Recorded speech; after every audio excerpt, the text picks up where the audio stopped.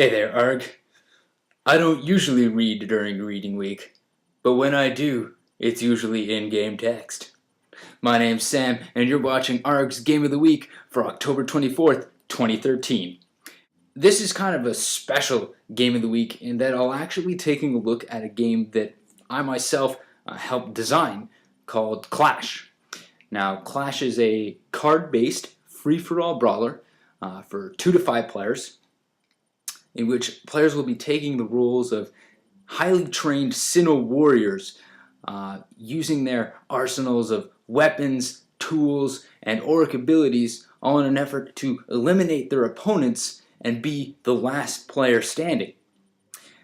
It takes about 30 to 60 minutes to play, and while it's really simple and easy to learn, it's actually takes some time to master. It really takes a Super Smash Bros.-esque mentality. Basically, during a round of play, what you'll be doing is picking an attack or a guard card, which you are choosing to use that round, and a target card representing the player you'll be targeting that round. You place them face down. Once all players have picked what they're doing, they reveal the card that they chose, and they are all then resolved. Cleanup then happens, and then a new round begins.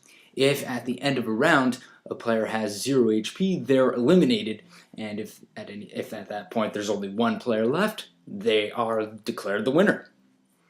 Now that might seem really simple, and that's because it is. The depth of Clash really comes from the cards played themselves. Each card has its unique effect, and cards in Clash are actually divided into 3 classes.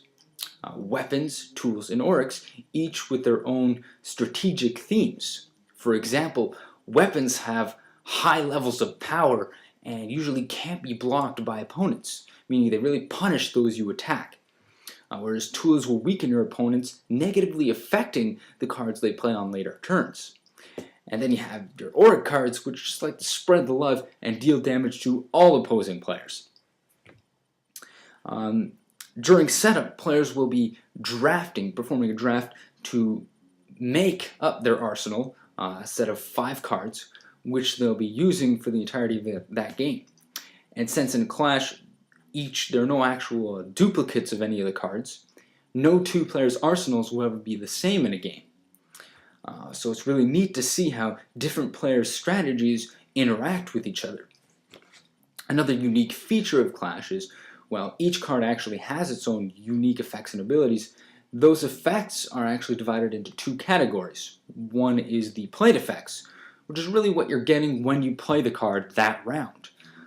But then the second category are the linger effects. Now those ones are actually tagged on to the next card you play. What this means basically is when you play a card, you're not only playing for that round, but you're actually setting up the next card you play.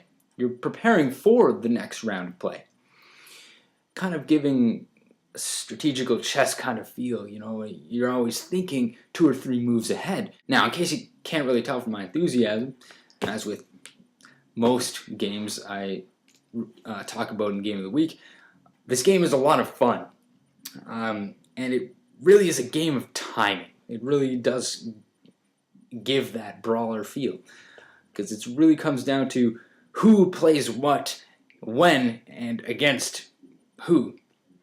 When you're playing a card, you're really thinking, you know, who am I going to target, what card do I want to play now, and what card am I going to play next? And meanwhile, you're looking back, oh, what card did I play before that?